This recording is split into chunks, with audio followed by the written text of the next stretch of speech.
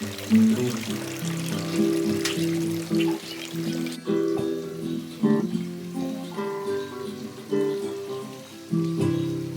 my bucolic life, we have a city strife. Horses, chicks, and dogs, they are my neighbors. I cook and sell and spin, and move the horses into the barn, then time to move them out again. Red barns, green pastures, beautiful white houses, the view I see each day when I arise. This life pleases me, as it is plain to see. I'm living my bucolic life.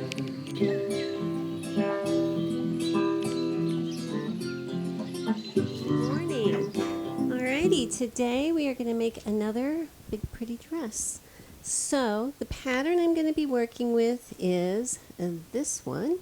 If you can see, it's a Butterick pattern. It's going to be this version, which has a big ruffle, and it's the sleeves and the length that make the versions different. Okay, Butterick 6872.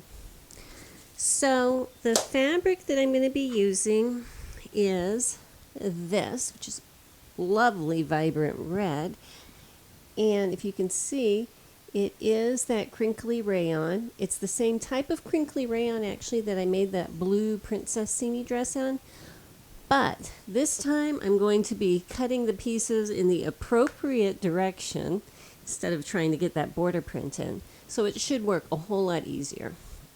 And the drape should be a lot better because the crinkles are going to be going in the right direction. So that's a good thing. Now, the pattern itself has a finish length that is longer than what I want. So what I'm going to be doing, I think we can see better in this picture here. Alrighty, so you can see that they have ruffles. And what they did is the shorter version, they just have shorter ruffle, longer ruffle, longest ruffle. Well, I'm doing this one, but my finished length is going to be like halfway between these two. But I don't just want to go short ruffle. I like that length. So what I'm going to be doing is taking 3 inches from that top ruffle and 3 inches from that bottom ruffle. So I should kind of have the same proportions, but just slightly smaller. Okay, so I'm excited about that. I think that's going to be really cute. This pattern has these little pleats that go straight across the top right here, and I think that's going to be nice. And I think that's about it for right now. So I'm sure we'll get into some different things along the way, but fun days. So I'm going to get started laying out my pattern pieces. Alrighty, so since the pattern doesn't list what the finished waist is, I'm going ahead and I'm going to measure it, and I'll measure from the center front to the center back, giving myself a 5/8 inch seam allowance here. And I have overlapped all of these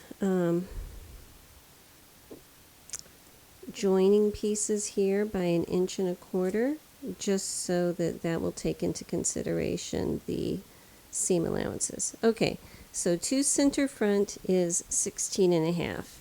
So 16.5 and 16.5 is 33. So if they were making size 16 for a 30-inch waist, they're giving you 3.5 inches ease. So just so you're aware, it's 2.5 for the bust, 3.5 for the waist. Usually those ratios carry over to the other sizes, but if you want to double check by measuring, you can. So I'm going to go ahead and actually use these bodice pieces as is. The sleeves are very wide and elastic up on top, and so they should be fine. So I'm going to go ahead and shorten the skirt pieces. Alright, so there's 2 different things. The upper part of the skirt, this part up here, it is cut on a curve at the bottom. So since I'm going to be shortening it by my 3 inches, put my cheater tape right there, I'm just going to go ahead and every 3 inches make a mark and cut that along those lines. Because the pattern is curved, I want to make sure I cut my cut curved. Now the ruffle itself is flat. There is no curve on this ruffle. So to shorten it, you just need to cut it straight across. So if you want to keep the entire size as is, you can fold it up here, or you can just slice off the top or the bottom, whatever works for you. And one other thing I wanted to point out is that this pattern calls for putting in an invisible zipper. Okay? And so I'm going to move this back piece because when I put in invisible zippers, I like to have a larger seam allowance than the 5/8 that the patterns usually call for. So I'm going to go ahead and make sure, actually I'm going to bump it out so I can make a new line, but I'm going to make sure that I have a 1-inch seam allowance going straight down the back. So that will be in this piece and in that rectangular shaped bodice back piece and in the facing for the bodice back. So I'm going to go ahead and modify that really quick, or basically when I'm cutting out my pattern, I'm just going to measure out another 3/8 because 3/8 plus 5/8 is 1 inch. Okay, so I'm just going to make sure that when I cut out a little bit extra, and that way I'll have plenty for when I'm doing my invisible zipper. Okay, so I want to point out one thing. This is the ruffle, and it is cut on a fold up there.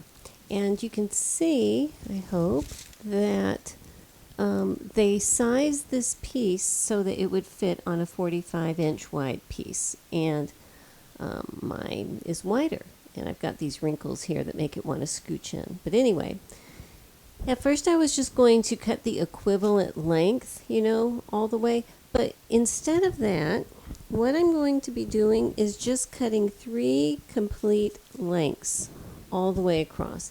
It's going to make my ruffle pieces slightly longer. But since it is a ruffle, and it's not that much extra, it's not going to be noticeable. Plus, then I have selvage edges. So I'm not going to have to worry about serging or anything fraying there.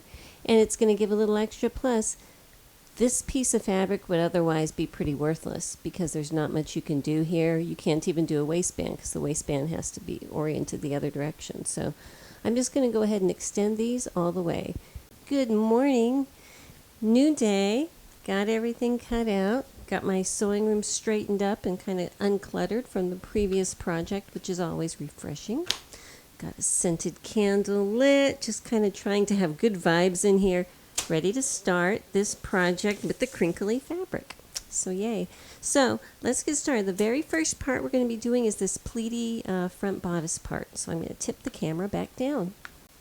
Alrighty, so the first thing I'm going to need to do is this piece. And of course the very first thing is putting on my markings. Now there's 4 tucks up here, and you can tell already this fabric's going to be fun, but they have a stitching line and a fold line marked, and I can tell by measuring it that each of these tucks is 1/2 inch. All right, so for me, the way that I like to mark my tucks, my pin tucks, things like that, is I basically only mark the fold line. Because if I know what the seam allowance is, it's easy for me to fold it on the fold line, then I can just use my gauges on my sewing machine to make sure I get this right. Okay, so to mark these, actually what I'm going to do is just like I clip my notches, just in a little bit, I'm going to actually go ahead and put a little clip at each fold line here and on the other side, and that's going to give me the mark I need to draw my line. And then coming back, I'm going to connect one notch to the other notch on this ill-behaved fabric. And we're going to hope for the best here, It does not want to be terribly well behaved, but we can work with it. So I'm looking at the instructions, and what it wants you to do is do the tucks and then stay stitch. And because this fabric is so, chaotic, I am going to go ahead and put some stabilizer on this before I actually sew these.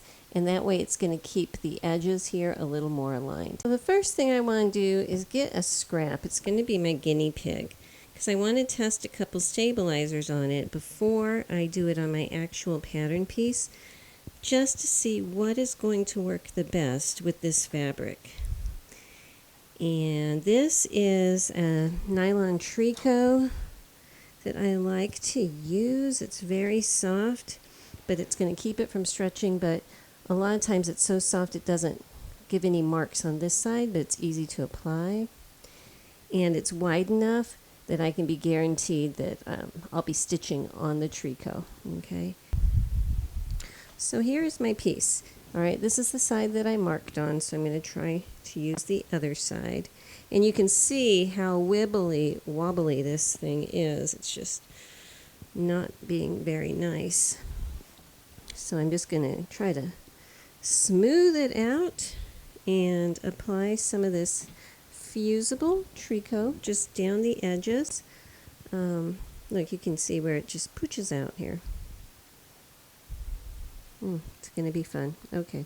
Anyhow, let me just go ahead and put this on, and I'm going to try to keep my ironing just towards the sides so I don't erase everything I just did. But if I did, you know, it's just a pen. I can redraw it.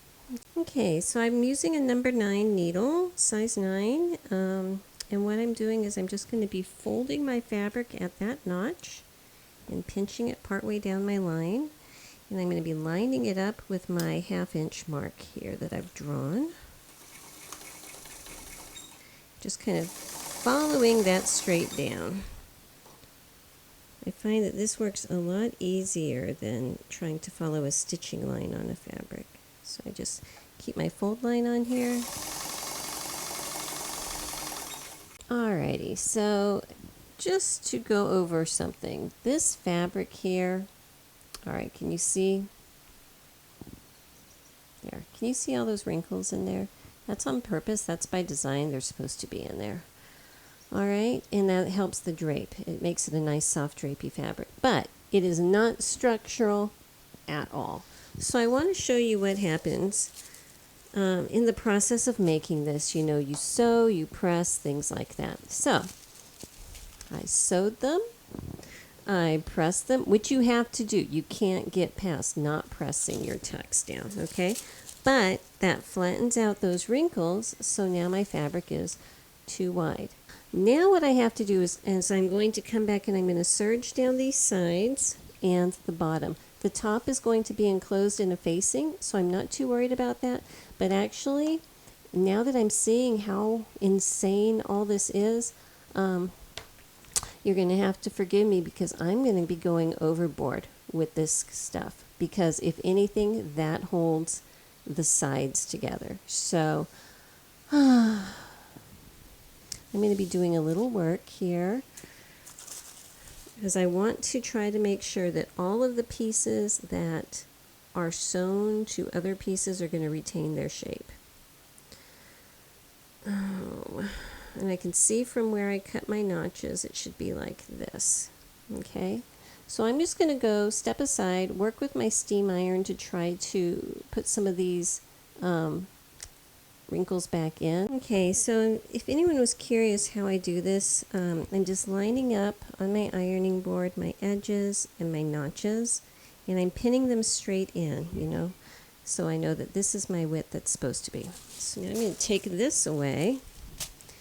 And with my iron on steam and something to touch with that's not going to burn me, I am just kind of working it down here. Just tappity tap tapping. Tappity tap tapping. Yes, tappity tapping.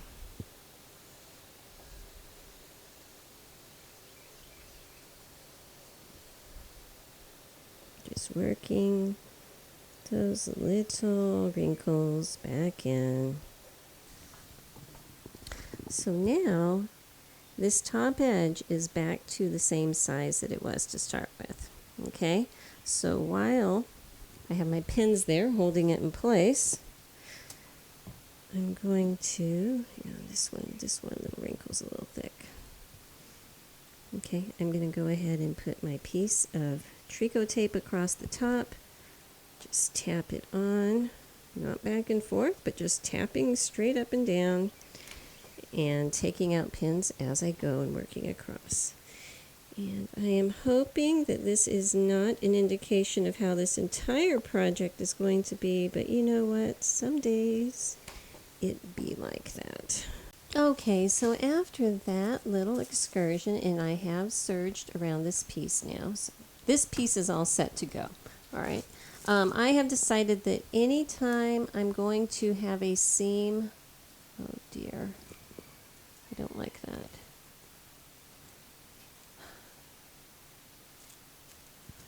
All right, I'm not sure if you can see what I'm looking at, but I didn't notice it until I was looking at this on the camera. Actually, looking at it straight on, I don't see it.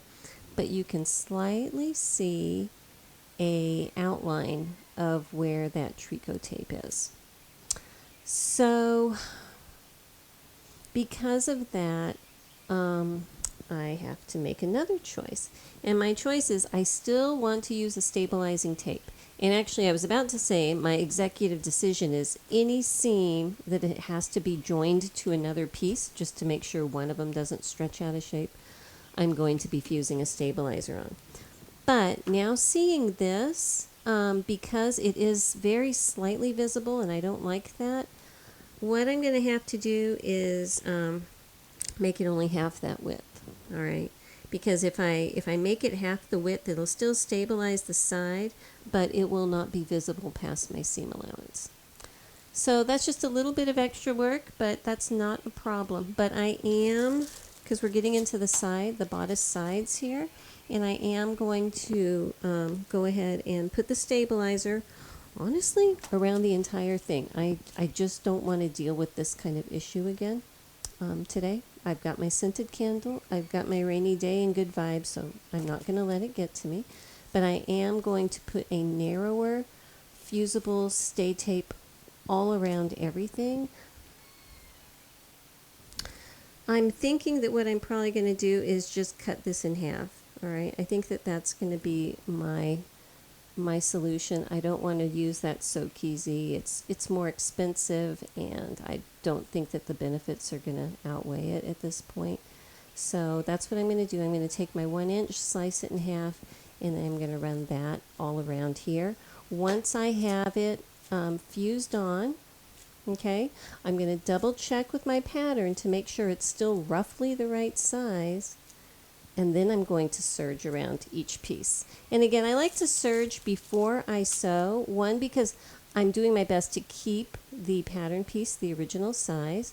I'm able to press my seam allowances open that you can't do if you serge it after, if you're serging both sides together. That's one of my simple pleasures in life is pressing my seams the right way. So, humor me. Alrighty, so I've got my bodice pieces done. So they're secure. You can see that I have the 1/2 inch of the tape on there, and then I've serged it, so they are good to go. So I took a look at the instructions, and, I drew lines in this because I'm skipping down to this step. But if you're ever curious, this is one of the fabulous things about the heat erasable pins is you can write all over your pattern instructions while you're working on it for the project you're making right at that moment. And when you're done, iron your paper, all your marks disappear, and it's good and fresh for the next project. But anyway, you can see on the instructions what they want you to do is basically put your whole piece together here. They want you to put the back, side, front, all together and sew it, and then put your sleeve in. But this has an invisible zipper in it. And I want to put my invisible zipper in while the back part is separate from the front part. It's just a whole lot easier that way.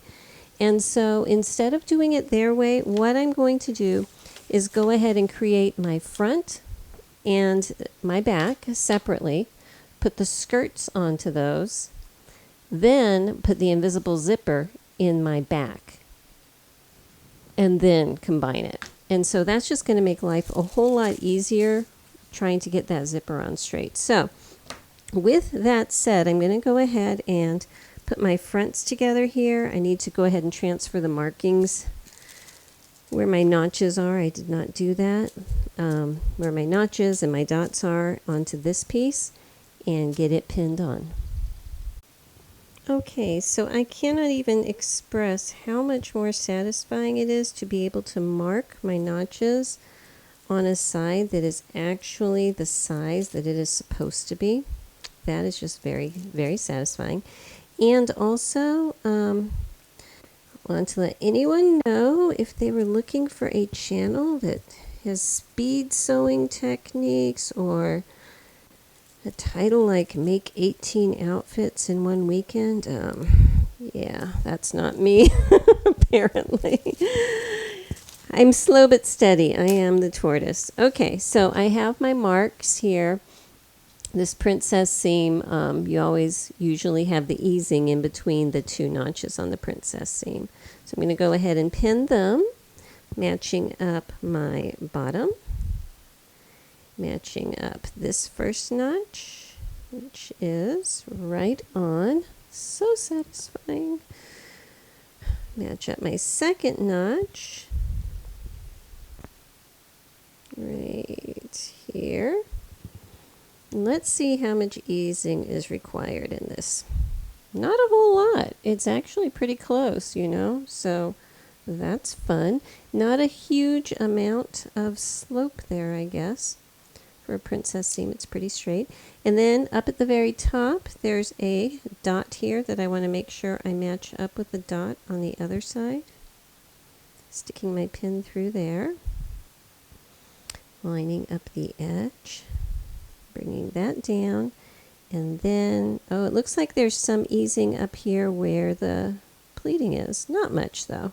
Not much. Actually, that flattens out really good. So, not really a lot of easing. And so I'm going to go ahead and pin the other side, and then stitch this at 5/8 inch straight down.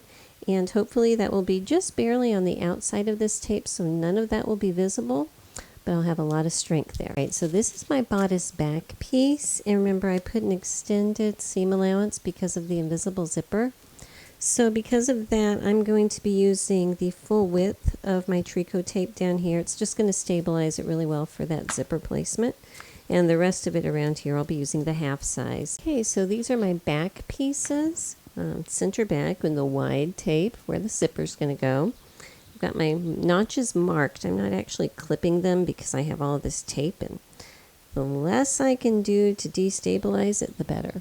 So I'm just going to go ahead and match my notches, match my ends, ease in anywhere that might need to be eased in, and stitch this again at 5/8, which again should hopefully not show any of this tape. So just a fun fact for the bodice front and bodice back. These seam allowances are not pressed open. They are both pressed towards the center back like this. So I'm not actually going to press that right now because I just don't feel like it. But just so you know, that's how they're supposed to look. Alrighty, so I'm ready to move on to the skirt pieces. And hopefully I will not have to use tape and everything on these because gathering, you know, that's a good thing. It hides any stretches. And also the lengthwise seams, if something gets a little mismatched at the bottom, I can just trim it and level it off. And I'm going to do my best to, you know, make sure everything stays correct as I sew it, but not going to stress over it. So because I am going to be doing my invisible zipper soon, what I'm going to do first is go ahead and serge around the entire piece. Both of them. There's two separate pieces here. And I am going to put a letter B on the top back. Okay? That way I know for sure which side is which because these two look very similar once you take the pattern off. And the gathering stitches that I'm going to be putting up here, since I'm going to be doing so much gathering, I am going to be using my special bobbin. And what I have is a spool of thread that's extremely strong. I think it actually was some kind of a fishing line or something. But it's an extremely strong thread. Okay, anyhow, this is it. Has no label or anything, but it's just very, very, very strong. And what I do is I put this in my bobbin, and just whatever is on the top thread. But having these in my bobbin, I do 2 rows, I can make sure this thread is not going to break as I am gathering. And just because there is so much gathering with that ruffle in the top, that's what I'm going to be using. So first thing, serge around the edges of my skirt pieces and then run 2 rows of gathering stitches at the top using my super bobbin. Okay, so I have serged around my 2 back skirt pieces. My bees are up here on the top, so I know I got the right ones. And before I put my gathering stitches, I'm going to go ahead and put my tricot tape down here too. And the purpose of it is to just stabilize this so when I put my zipper in, everything's going to go nicely. So, since my tricot tape is straight, I can get an idea of how I need to move things around so that it's going to line up correctly. And I'm just going to go ahead and iron these on. And that's also going to show me where I need to start my gathering stitches because I don't want them to come all the way into my zipper area. I'm going to start them right out here. Alrighty, so these are my pieces here that I got to put together. And so I'm matching up the center backs, and thankfully with those tapes everything should behave itself during this process. Then I'm going to match up the sides over here, and remember the white thread in my gathering stitches is my bobbin thread, and yes, the color white does stick out like a sore thumb on this red dress, but hopefully it's not going to be visible, and if it is, I can always just pull the stitches out when I'm anything that does want to peek through. So I'm going to go ahead and anchor the ends of my stitches over here and pull my bobbin threads. Now when I'm attaching it, make sure that these seam allowances are pressing over towards the back. Actually, I'm going to go ahead and put a pin there right now so I don't have to worry about thinking about that. So just gather it all in, even everything out and pin it on there. And then I'm going to sew these both at a 5/8 inch seam allowance straight across, making sure after that that my seam allowance is pressed up. Alrighty, so with my 2 backs done this far, that's enough for me to go ahead and put my invisible zipper in. So the first thing you want to do is open it up and iron it. Just get it focused. These little coils here, there you go. They want to roll up and we want them to be flat. So I'm going to iron it so that it's more like this instead of like that. I'm going to do that on both sides of the zipper, and then we'll come back here and play with tape. Hello, so I wanted to show you something. I'm at that stage in the construction process where usually it hits me and goes, I don't know how this is going to turn out, because this time it's because, okay, this fabric, very thin, very drapey, but it has some weight to it, okay? And so here's my back piece. And if you can see, here's the seam, like the princess seam in the back, all right? And this is my center back here. I'm just kind of holding it so it's upright here. And you see how it's droopy in the middle? It's like this fabric, I'm feeling like it doesn't have enough substance to be able to hold this waistline flat. I'm feeling like unless this waistline is going to be tight enough on me that it's going to be very taut, I think it's going to be droopy in between each seam just because of the way that the fabric is made. So anyhow, I'm at that moment of truth, but you know what? We're just going to keep pushing through it because you never know. Sometimes I get to this point and it's like, oh, this is a mistake. And in the end, it's really cute. So that's what we're hoping for, but I just thought I would point that out to you. So at this point, it's time to put the tape on the invisible zipper. Okay, so before I actually put my zipper in, I'm just taking a peek at this waistline. And it's fairly thick. I have, all of my stabilizer tape. I have some gathers over here.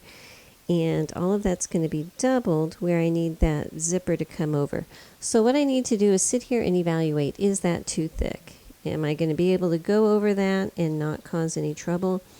Probably, but just to make sure, what I'm going to do is, because I have a 1-inch seam allowance that I gave myself, okay, and I marked that over here where it matches up.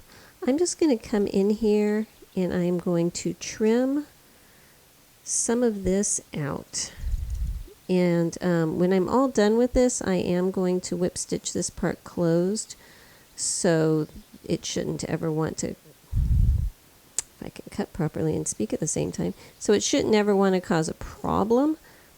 But I think that by just trimming that little bit out there, it's going to be a lot easier. Oh yeah, it already feels better to have my zipper go right over there. So I'm going to trim it out over here too.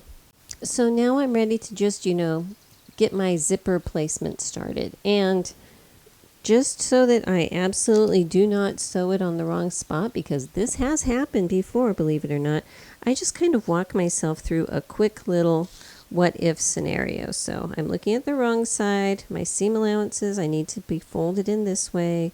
I know I want my zipper to be looking towards the outside with the zipper pulling the outside. So what I do is I just really quickly pin this side of tape here and this side of the tape here. And so I can know for sure that it's pointing the right way and it's facing the right direction. So then I can turn them over and get started with the placement, knowing that I've got that part at least straightened out. So what I'm going to do is draw a line where I need to guide the edge of this tape in order for it to have the teeth end up at the 1-inch part. So I'm going to draw a line, and again, this is my erasable pen, so it'll go away. If this is the 1-inch seam allowance, and that's right at the edge of my tape, okay? This is the line where I want these teeth to line up, all right? So if I open it up, I can say, okay, so if my teeth, let me get closer here. All right, so there's my line, okay? So I'm just placing my zipper so my teeth are running along that line. So then I can say, okay, right here on that edge, that's where I need to guide the edge of my tape. So I can measure that and say that is 1/2 inch. Somewhere I lost 1/8 of an inch, but it's probably like in the rolls somewhere. So that's why I give myself a full inch of seam allowance. So I can just get my ruler, line it up so it's 1/2 inch at the edge, and draw that line. And I like to have that the whole way, because that way I can just guide that tape the entire way down. So if my zipper is up at the top, I have a 20-inch invisible zipper. That's going to put the bottom of it right around here. So I'm going to put a little cross line right here to mark the end of it. And just finish drawing my little 1/2 inch guideline all the way down. So what I want to do now that I have that guideline drawn is the part of the zipper that is towards the fabric I need to put tape on. All right? So let's say you just want to make sure you get it done right. As soon as you unpin it, either draw an X on that side or put a piece of tape on that side. So now this is double-sided water-soluble basting tape. And so when it goes through the wash, it's going to disappear. If any of the little sticky gluey parts show when I sew it in, I'm not going to worry about it. And that's going to help me get a really, really nice, even placement for my zipper. Actually, while I have the tape out, I'm going to go ahead and put it on the other side also. Okay, so I'm ready to start putting basting my zipper on, but before I do, I'm marking where a 5/8 seam allowance is, because that's what I'm going to be sewing my facing on, so that when that's folded over, I can make sure that if I place the top of my zipper, there we are, the top of my zipper, this little hard part, at that level, like say that, then everything's going to be okay. So I'm going to want to start that thing just below my line. So again, say you have your zipper, now you know for sure which side is going to be attached to the right side of your fabric, but you lose track of which one it is. Just fold that seam allowance back under. I'm looking at the right side now, so I want to make sure I have access to my zipper pulls, so I can do that, and all of a sudden it's obvious that it's this side. Okay? I want to put the edge of my tape at the edge this way, and I want to make sure coming across this way my pull is just underneath that. Alright, so let me go ahead and pull the paper off of this tape, which is sometimes a little bit tricky. Pull that sticky off.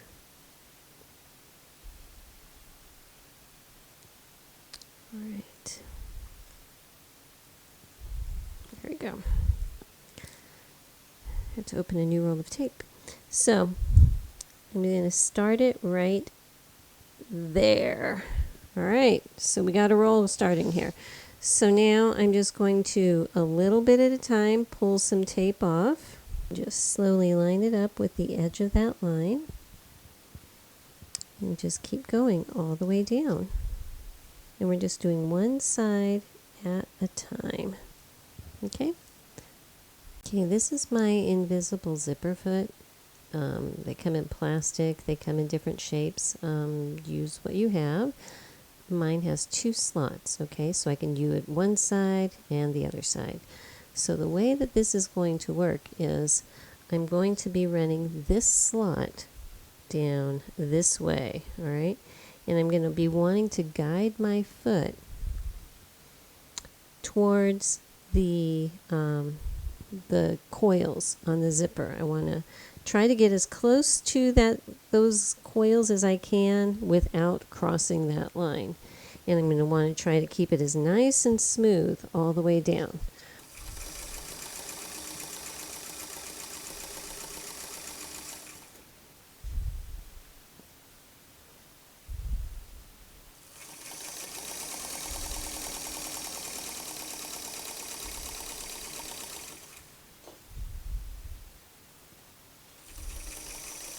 Okay, now this is the part where I need to make sure my seam allowance is up. So, pushing it up underneath there. Okay.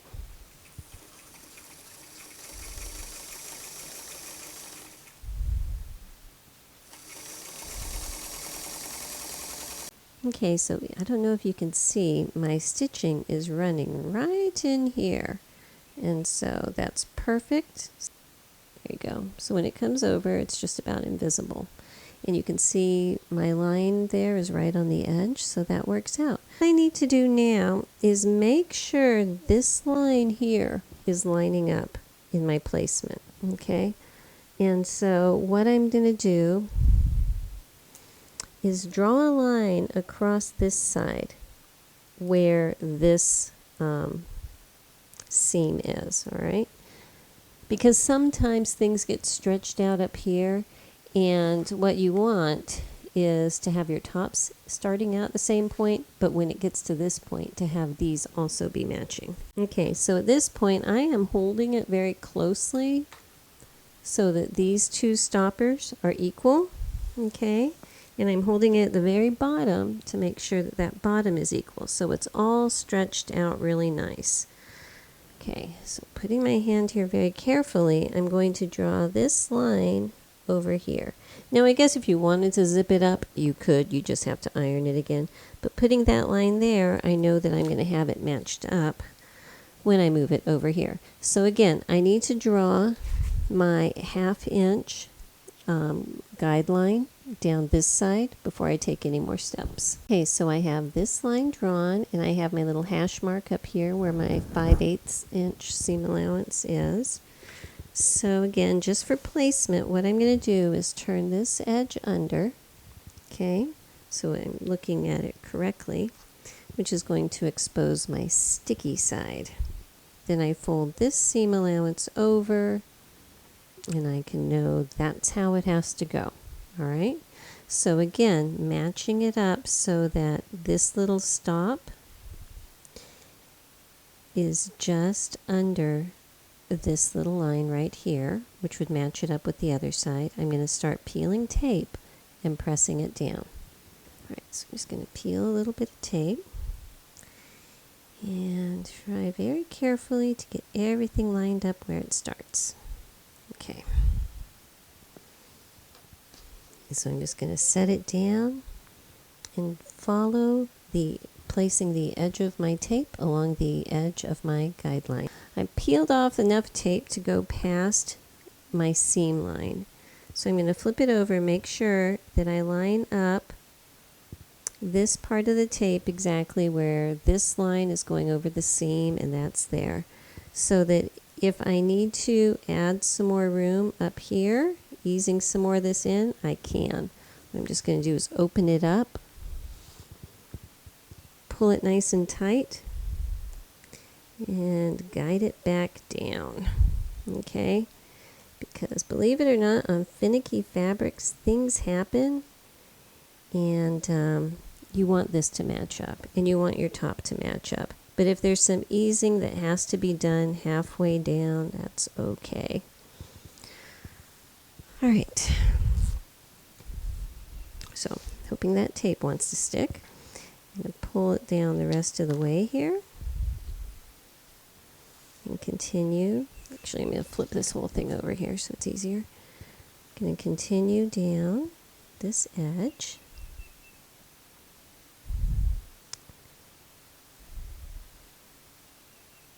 And if you sew your center seam before you put your zipper in, sometimes you're going to get puckers just because something like this happens where one side eases up more than the other side. So by waiting to sew your center seam until after, you just save a lot of heartache.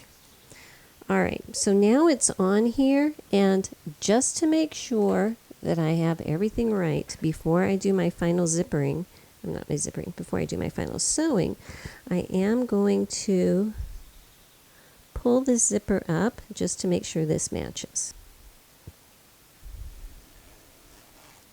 Okay, so they're matching. So that's good. That's what I want. I'm going to go ahead and lower this, go over to the sewing machine, and doing the same thing, but just using this other slot on the zipper foot, going to sew it. And I always start at the top. You know, if you start at the top on one, start at the top on the other one. And bringing that straight down. And just to make sure nothing ever happens, I am coming inside here and just putting a few stitches around the zipper where my sewing line stopped, because I want to make sure that I don't actually pull the zipper all the way down, because when you're installing it, your zipper foot can only go so far, so like that bottom little stretch isn't sewn down here. So what I do is I go ahead and stitch it there. If sometimes, like this is a fairly substantial zipper, sometimes they're very lightweight and flexible, and you can move them all over and get yourself wedged in there really good. I actually could only get like within a 1/4 inch of my bottom here, so I just take a couple invisible zippers and invisible stitches in there just before I do this and tie it all together, just, you know, to make double sure everything is good, you know, and it is. So this is my very bottom of my zipper where it opens, and then this carries through. So before I do anything else, I want to come back up here, and while I have my needle and thread out, these parts where I trimmed, I want to go ahead and close that up so that they're not going to fray on me. So I'm just going to, while I have my needle out, stitch those up. All right, so I'm going to give you a quick recap of where we are with this dress that is turning into a very sad project. So first of all, everywhere you see droopies, please try to withhold judgment until after I've had a chance to get it wet, dry it out, and hopefully regain some of those wrinkles that I've had to press out. But anyhow, I'm having an issue here because, again, refrain judgment, please. It's not wanting to stay at waist level. All right, I need to make sure that this waistline is going to stay at my waist. And I have the sides pinned here, but it's so loose it's not wanting to. Plus, see, I've had to pull my back. Like, if you see right here is where actually the top line will be once it's sewed and the seam allowance is down. But it's pretty close to the base of my neck.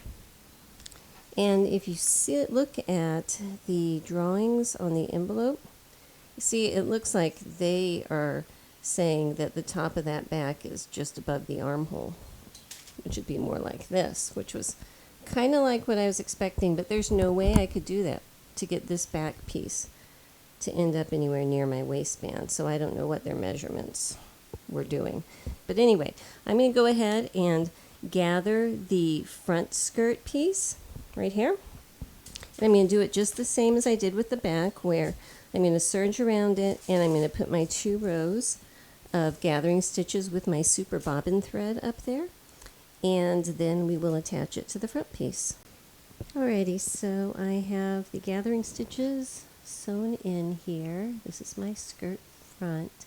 I've matched the centers, matched the edges, about the midpoint between the center and the edge. I'm going to put over my seam. And again, the seam allowances for these things are supposed to be pressed, both of them towards the center. So I'm going to do that on both sides, and then just go ahead and gather it in and sew it across the top at a 5/8 seam allowance, so that hopefully all of my big white basting stitches will not show. If so, we'll fix that. We can fix anything. Alrighty, so I am starting to work on pinning my front to my back. You know, and if it's not going to match up exactly here at the bottom, but you know what? I'm going to get it as close as I can, and then I'll just trim it before I sew that ruffle on. But I'm actually happy. You know, it's kind of a hot mess, but it's a challenge too. Okay, so this is my sleeve piece, and let me tell you my game plan right now. It has pleats down here that pleat together. This is, you know, down here on your arm. And up here, they want you to use an elastic casing to put it over your shoulder. I'm not going to do that. I am going to be using a piece of twill tape instead of elastic. That way I can know for sure it's not going to stretch out of shape, because it's got to be firm. Anyhow, the first thing I'm going to have to do is mark these 2 circles here, because they have to do with all of the placement up here where the dress joins the sleeve. So I'm going to actually put some of my woven stay tape, not the tricot, but that 𝐥𝐤𝐤𝐞 woven tape here for probably about 3 inches of it. Okay, and that's going to reinforce. It's not going to show, but it's going to hold that steady. Then I'm going to serge around everything, and then I'm going to come back and I am going to mark my pleats. So that's my step. But before I do any of that, I'm going to mark which one is the back. And as always, the one with more notches is the back. So I'm going to go ahead and write a letter B on the outside of this side, and a letter B on the outside of this side. That way I know I'll have 2 different ones, and no matter what happens, I'll have it. Now this is a water-soluble marker, so it won't disappear if I iron it, but when I do wash it, it will come out, hopefully. Okay, so I'm going to go ahead and mark my pleats. And there's 3 big pleats. Come on, little pin. There you go. A center one and 2 side ones. And it looks like the center one is pressed kind of open and flat, and the 2 side ones are not. So I color in my little circles, and then I'm coming down here below. Draw a mark where the bottom of these lines should be. Let me go ahead and connect my lines.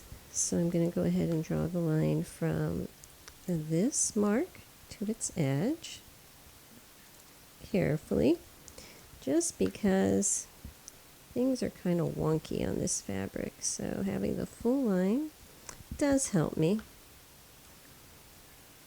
And right now I definitely could use some help. And I'm going to be using my tape method for these pleats because this fabric does not want to behave, and the tape method is fabulous for that. So let me finish drawing these. I'm going to mark both sleeves, grab my little roll of tape, and I'll show you how I do it. Alright, so I have this paper tape. It's like masking tape. It's about 1/4 inch wide. And these are actually more like tucks than they are like pleats. You just bring the two sides together to match them. So what I'm doing is I'm putting a little piece of tape just outside that mark. So here's a line, and I'm putting my tape alongside of it, just outside of it. I'm going to do that for my other ones. So there's 6 little lines on here. So now what I'm going to do is bring them together. So this is the center one, putting those, oops, hang on a second, I marked the wrong one. So this is the center one, bringing these two tapes together, and I'm going to match them so those tapes line up. That one's a little long, so I'm going to fold it over. And do that with the others. So this one also, folding it so they match up just like that. Push them together. And this one down here.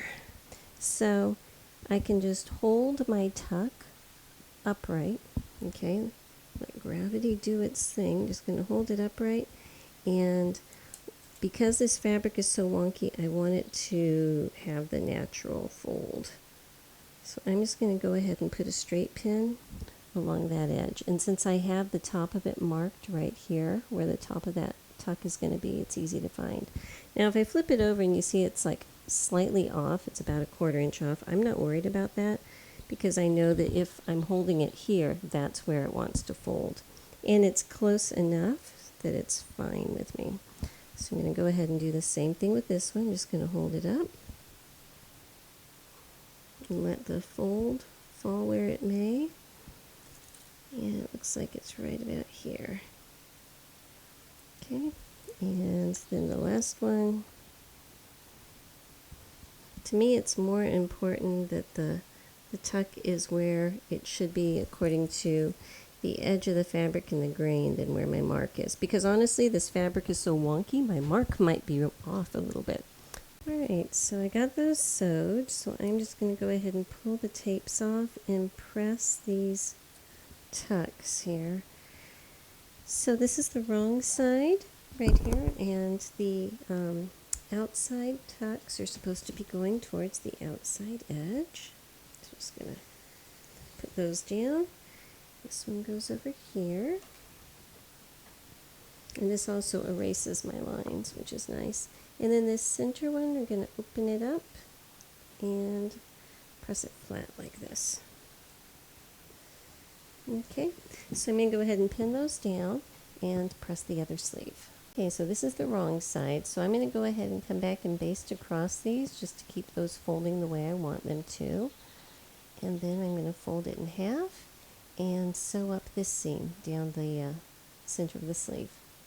And what I'm going to do is go ahead and put my little hot pad type thing in here and press this seam allowance open.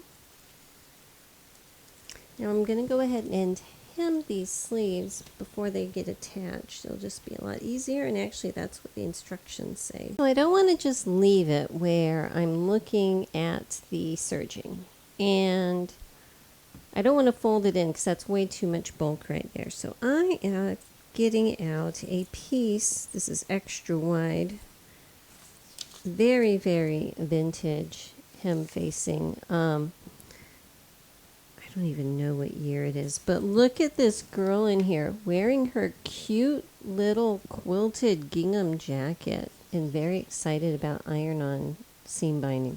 I just think that's adorable. This is what I've decided to do. Well, first I need to press this little fold here so I know exactly where that needs to be. Here in 1 second.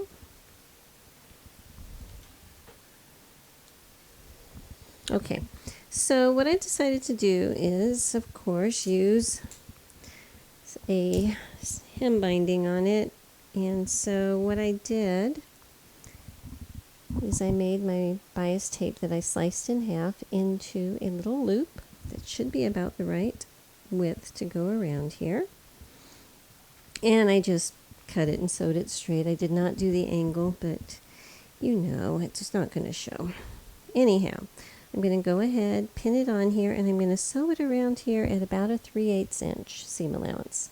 Okay, so now I'm going to come back in here and trim off the serging, and it's just going to trim off some of this extra thickness in here. And I serged it early because, you know, this stuff is ill-behaved. I didn't want to wait. But right now, all that extra serging where I have several folds of it, it's just not being helpful. So I'm going to go ahead and trim all of this off. And then, once I have it all off, what I'm going to do is just keep my seam allowances towards the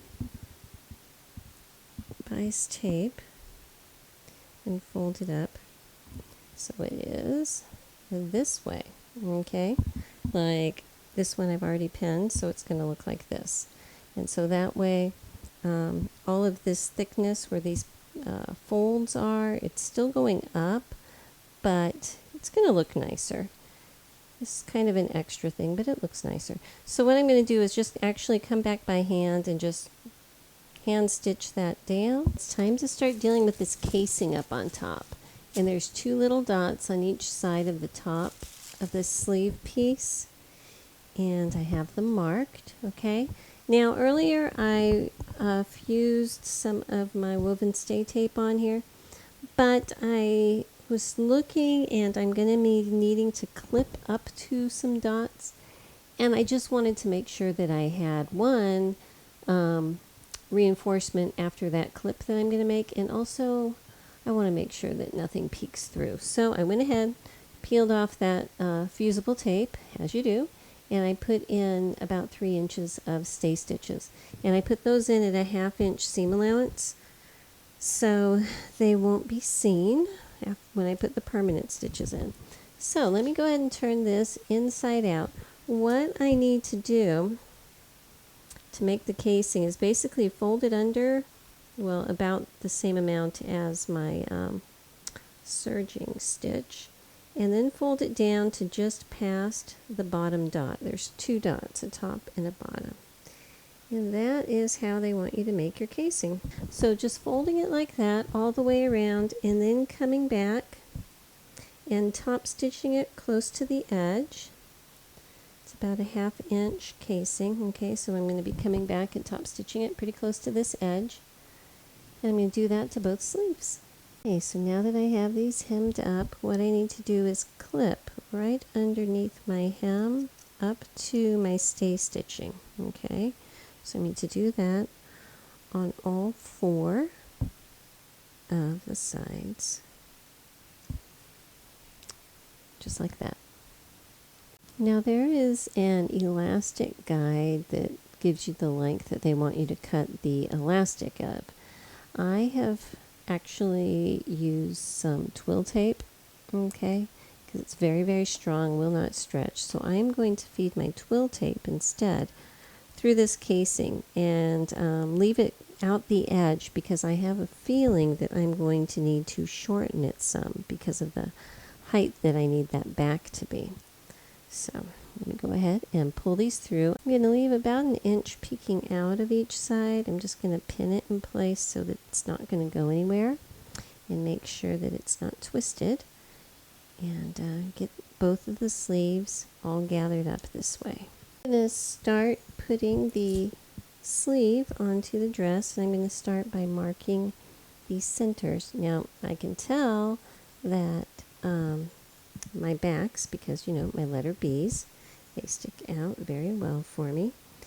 And I'm going to go ahead and take the top part. Now remember, the seam allowances here are pressed towards the middle. All right.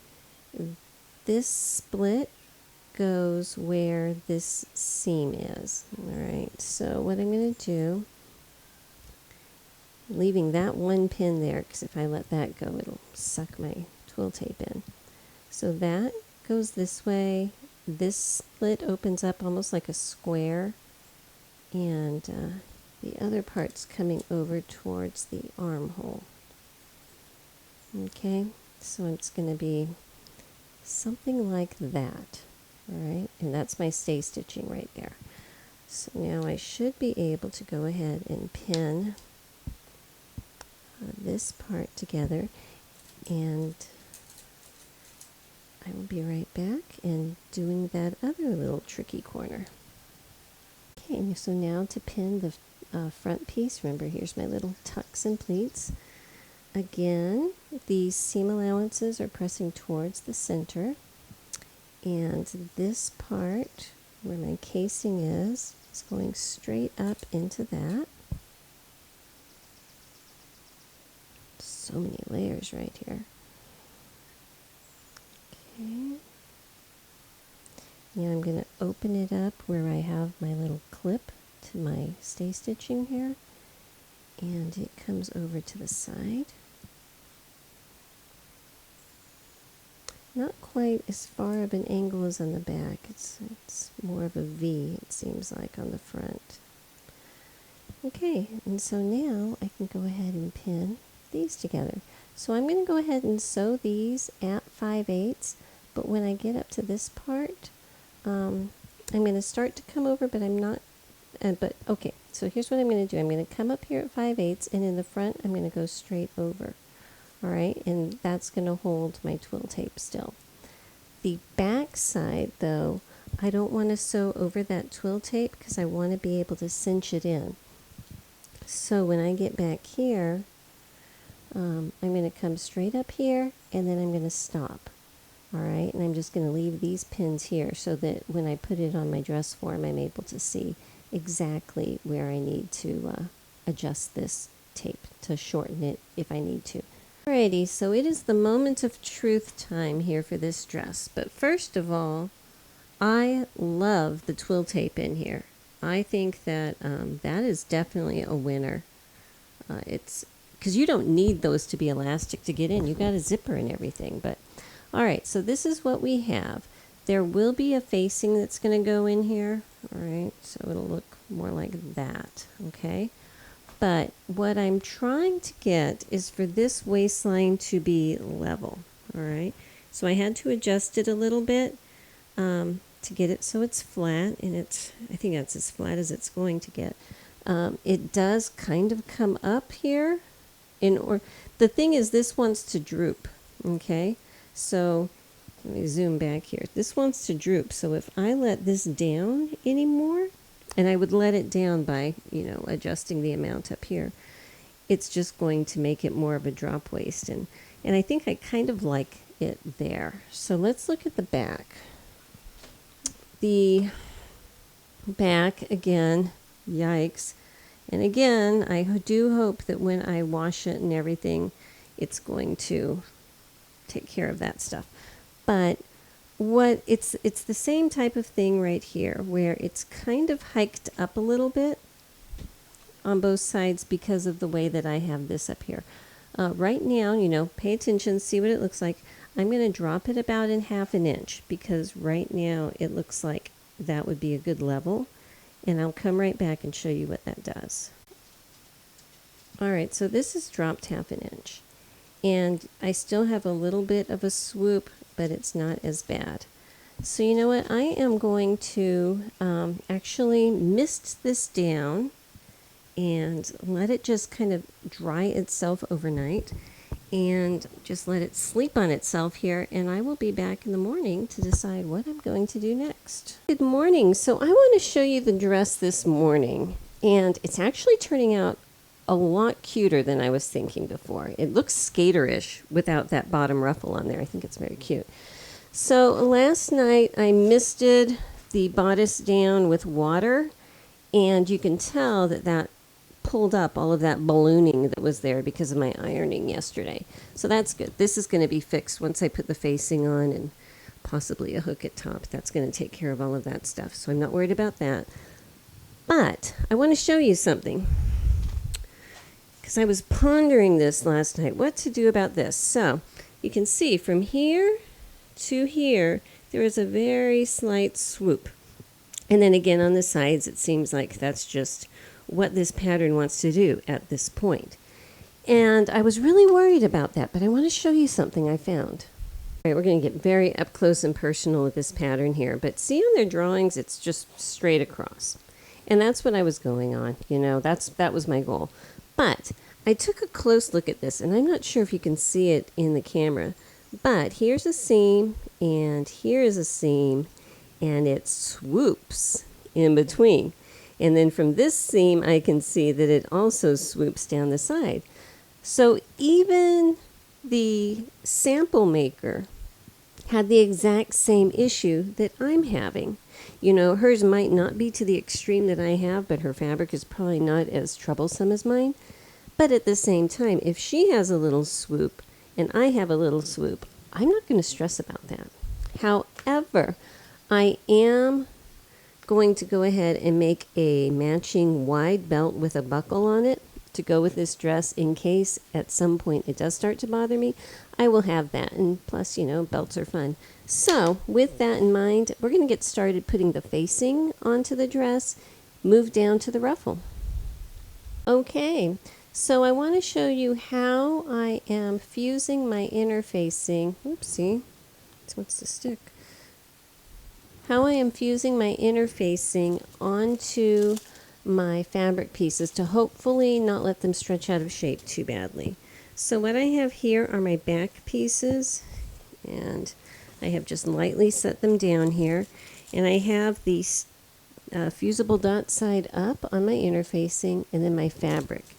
And I've just very carefully, like this, placed it so that, remember I have extra seam allowance. Whoops, it's actually supposed to be this way. Extra seam allowance because of my zipper here.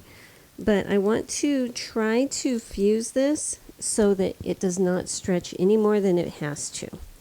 So with it set this way, just very carefully, I'm going to put my piece of Teflon on top of it.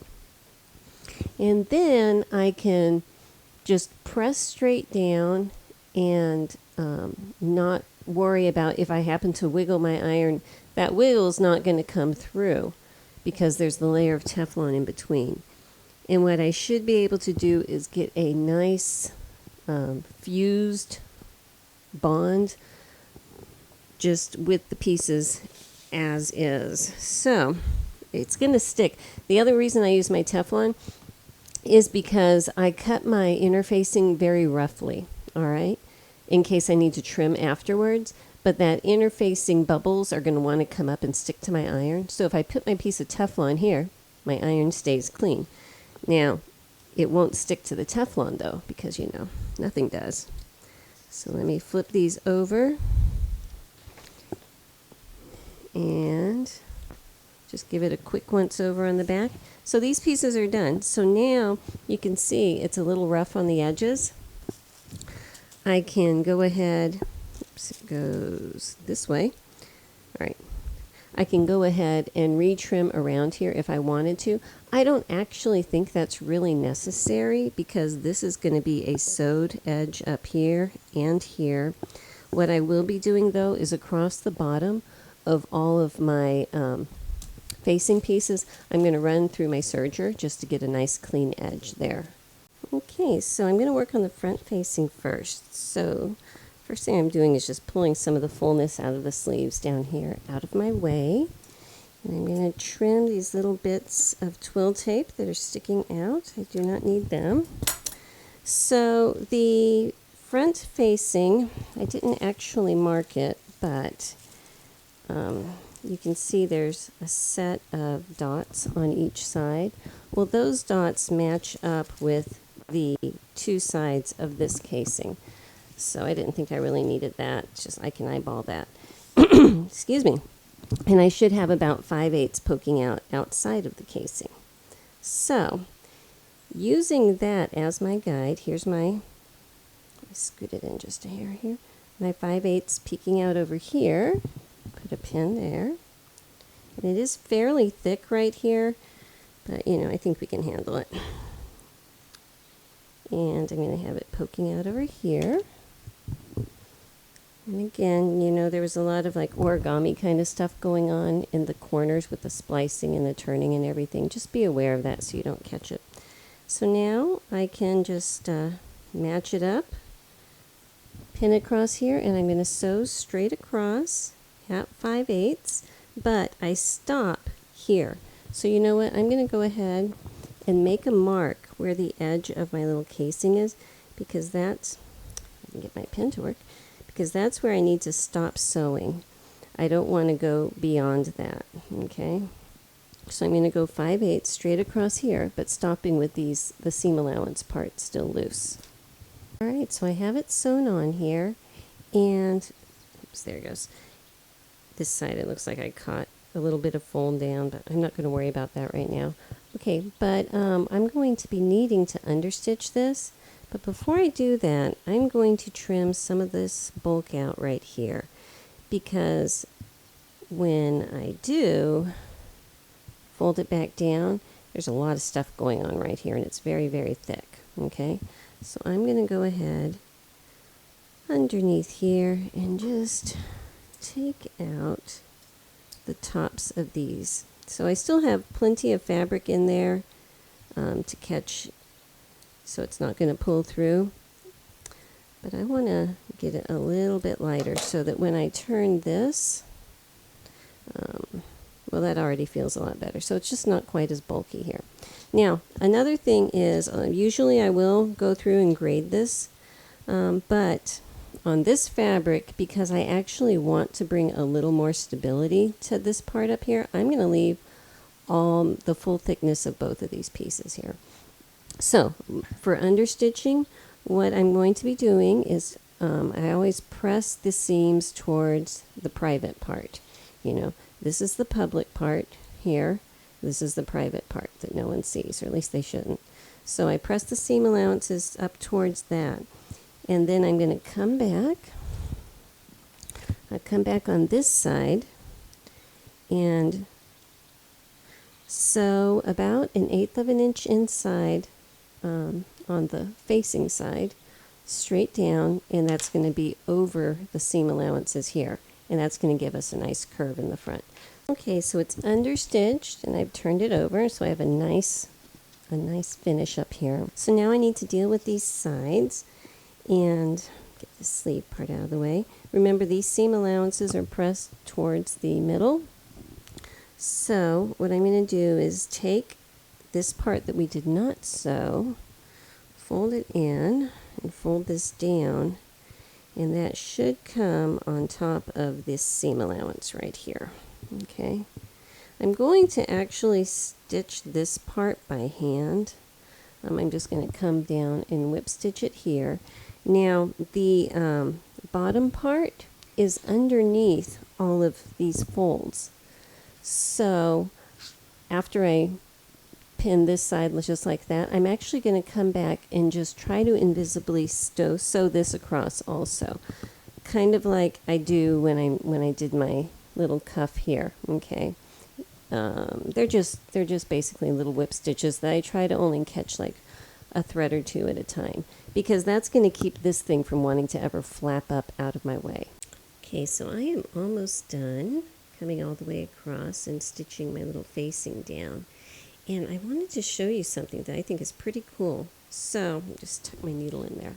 On this side, you know, I have a lot of weight and everything in this very drapey fabric. But, well, you know what? I need to tip the camera up to show you this. Hold on. Okay, but when I hold it up like this, now understand I did not spray this part down, so this top part's still a little stretchy. I need to do that. But the stitches I'm putting in are right underneath this bottom flap. That is where the facing lines up here. Okay, so it's covering all of that and it's hidden. But those stitches work kind of like a bra for the weight of all of the rufflies here, because this, you know, it's a very drapey outfit and everything, but by having this interface strip stitched down, that's actually giving support to all of this weight, which again hopefully will shrink up after I spray it. I did not spray that part. And so it should keep it ultimately from drooping as much, because I don't have the weight of that top part adding to the weight of the middle part. So it's just kind of a fun thing I thought I would show you. So I'm almost done with this, and then we'll turn around and work on the back facing. Okay, so moving to the back, and again I'm trying to get some of this sleeve bulk out of my way so it's not going to bother me. And I am still loving the idea of using twill tape instead of elastic. And you know what? I'm thinking even if I have a decent fabric, I would still do this, especially if you have a zipper to get in with. I mean, what you're doing is you are 100% fixing the length of the straps you want. You never have to worry about your elastic getting stretched out of shape and shot and everything like that. And you still get all the benefits of that shirred look that the casing will give you. So, I mean, that's just a win for me. So the one that I like to use is this 1/4 inch elastic. I mean, not elastic, 1/4 inch twill tape. You know, it's really strong, and I can use it for all kinds of things. So anyway, that's my 2 bits for that. So now I want to get started doing the back facings. So where did I put my little pieces? Oh, here they are. Okay. All right, and I have marked with 3 little dots where my center is, and it looks like it goes this way. So this should be over here. Now, they're actually going to be a little long because my extra seam allowance is on the inside here, so I didn't really need it on my facing piece, but that's okay. I would rather have it on there in the beginning, and I can always cut it shorter. So it's the same thing. There's a little dot here. Well, there should be 2 dots on your facing, and those 2 dots match up with the position here where your casing is. So the 1 dot is the outside, the other dot's the inside. Okay, so I'm actually going to trim off this extra seam allowance I had here since it's not really necessary. So there's 2 dots on your back facing, and I went ahead and transferred those over. These dots match up with the sides of this casing back here. Right, so when I'm putting right side to right side, I can see that that's how that's going to line up, all right? And once again, I should actually flip this so you see it the other direction. I just wanted to point out there's so much, you know, coming together in origami and everything right here. Just be aware of all that thickness so that you can nab it really well. I'm going to want to sew this over to where my zipper is, but I don't want to, well, actually, if I go past it, that's fine because there's just nothing there. So I'm flipping this around this way now, and again, I'm going to make some marks so that from the right side I can see where I need to stop. You can see this isn't fused so well because I didn't press it quite long enough. That's my bad. That's my bad. Okie dokie. So actually I was feeling a little hypocritical there, so I went back and I re-ironed my facing piece, just so you know. So now it should look like this, all right? And it's going to be the same thing where I'm going to need to understitch it. But again, first I'm going to trim out some of this bulk here because I just don't want it. And I'm also going to be trimming this top part of the zipper, just at a little angle like that, okay? So that when I go to turn it on this side, it's a little bit flatter here and a little flatter here. Now that I have those trimmed, again, I'm going to be pressing my seam allowances, just finger pressing. I'm not actually hitting it with the iron because I don't want to stretch this out any more than I have to, but making sure that the seam allowances are towards the facing side. and come back and understitch it on the facing side about 1/8 of an inch in, straight down there. And everything I do for this side, do for the other side also. Alrighty, so I got that trimmed, and I'm top stitching. You know, it's the same thing on this side. It only goes as far as where that casing is, so that this part is still free. Okay, so now what I need to do is make it pretty. So I'm going to fold this in. This is my zipper part. And fold it over like this. I'm just going to kind of pin it in place right here, so that I have enough space next to my coils that my facing's not going to get involved there, but that my top edge is nice. When I understitch, it's going to make it want to curve in, so I have that on the inside just like that. So then down here, and remember again, this whole seam allowance gets pressed towards the center. I'm going to open this up and fold it in.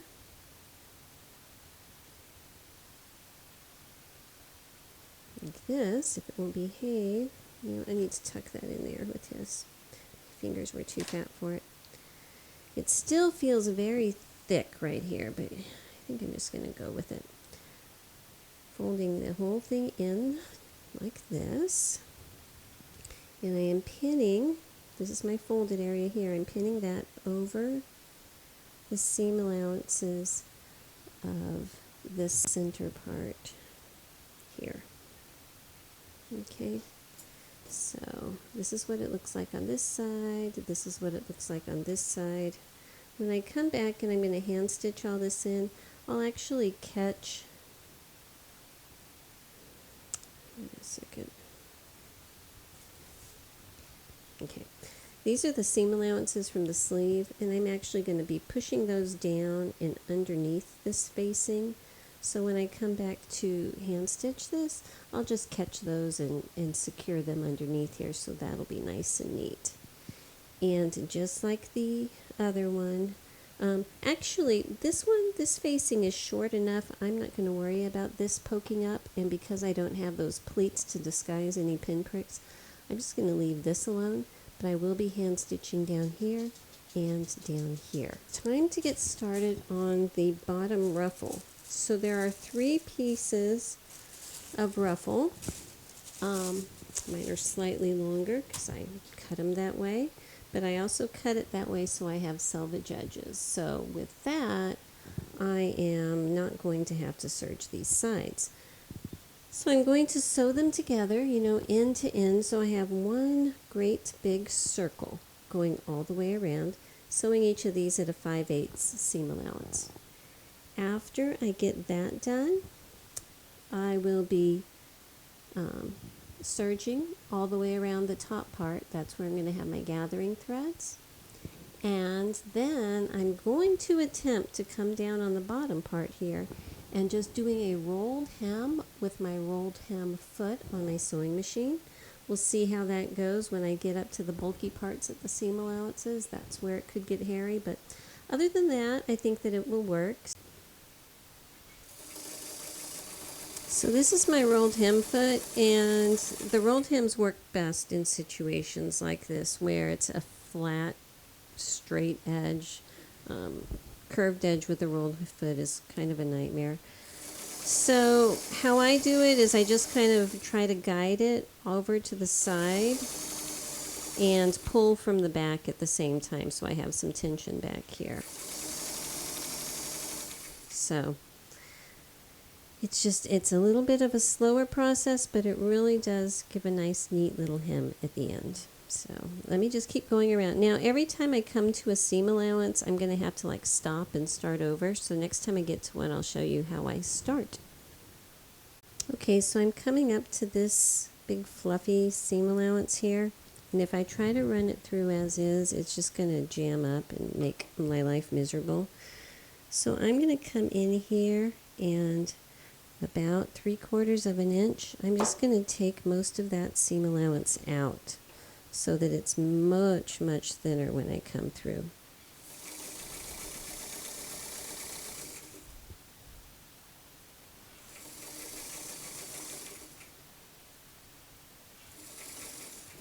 the moment of truth right here.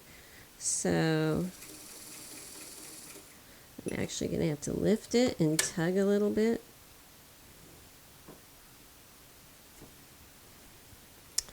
Well, looks like we're going to have to start it over anyway. That does happen sometimes.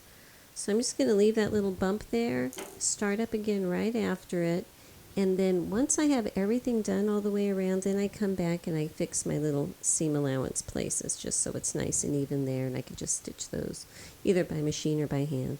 But this is how I get it started. First I make sure I have my threads pulled through towards the back, but off to the side where I can get to them. And then I'm going to go ahead and curve the edge in and slip it in here. All right. I'm going to start. I'm probably about an inch away from that seam allowance. That's about as close as I can get. Put my presser foot down and I'm going to grab these threads that I pulled off towards the backs. I want to have some kind of tension to start with, so I can just pull on those threads. And continuing that curve I got started, I'm going to pull it over and just slowly take it. Oops, one of my threads out. Hang on a second. I'm not sure which thread this is, but he's misbehaving here.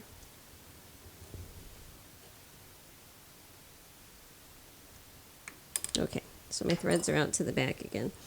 So I'm going to go ahead, push my edge under and turn it, grab these threads behind,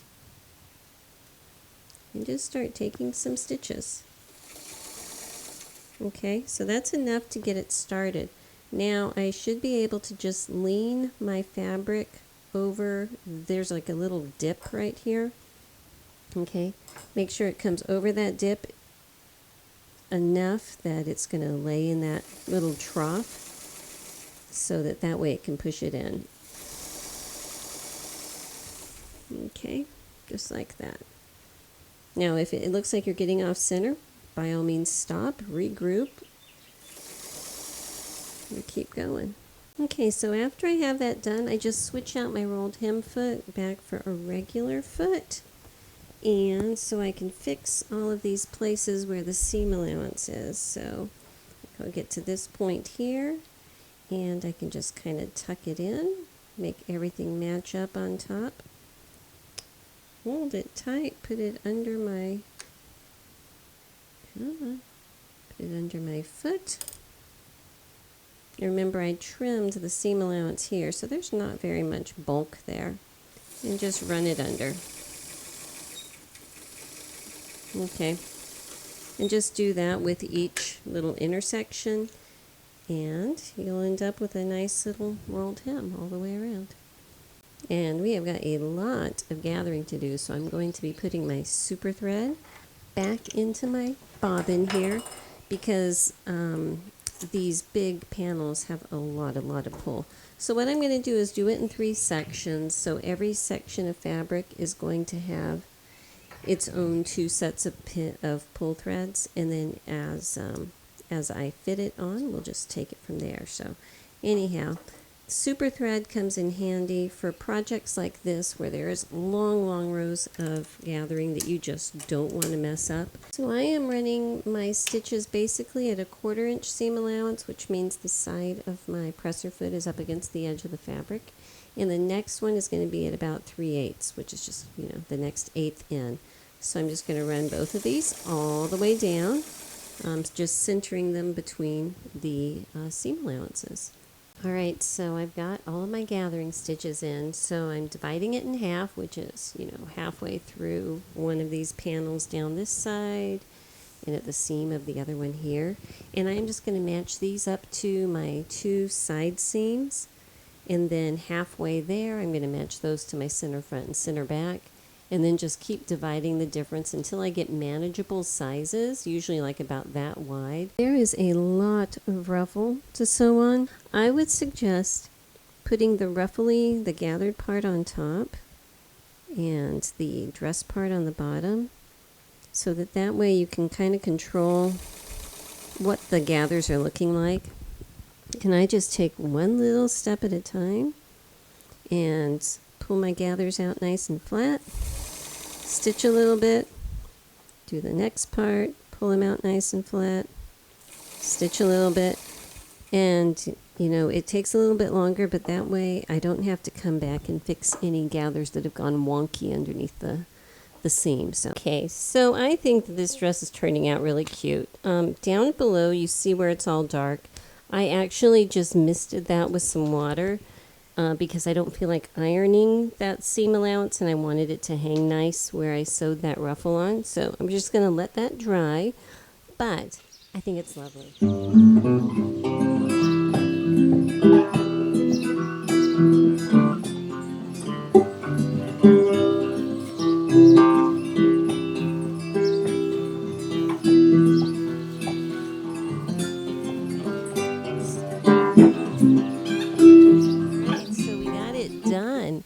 And you know what? I love it.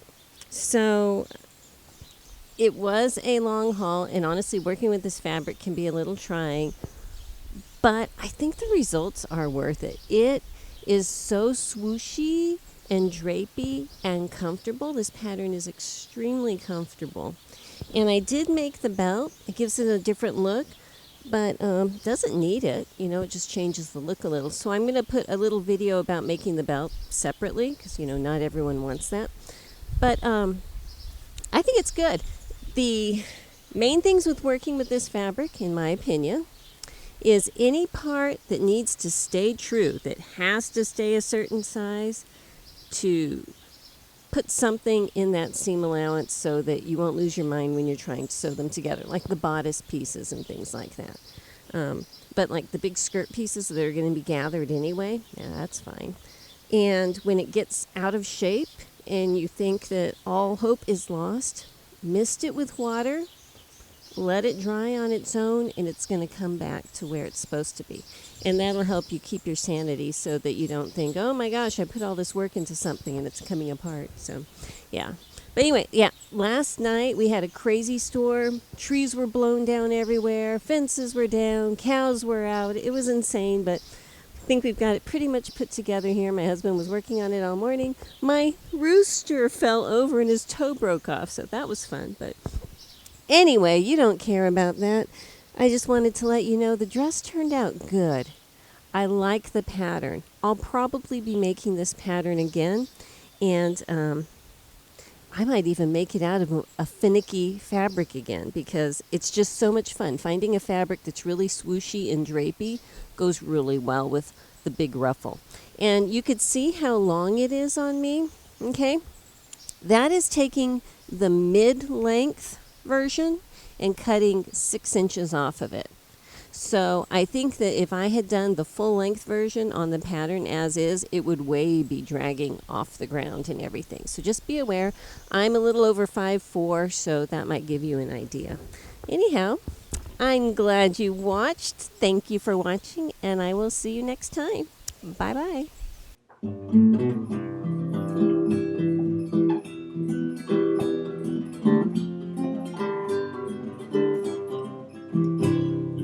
My bucolic life, free healthy city strife. Horses, chicks, and dogs, they are my neighbors. I cook and sew and spin, and move the horses into the barn. Then time to move them out again. Red barns, green pastures, beautiful white houses. The view I see each day when I arise. This life pleases me, as it is plain to see. I'm living my bucolic life.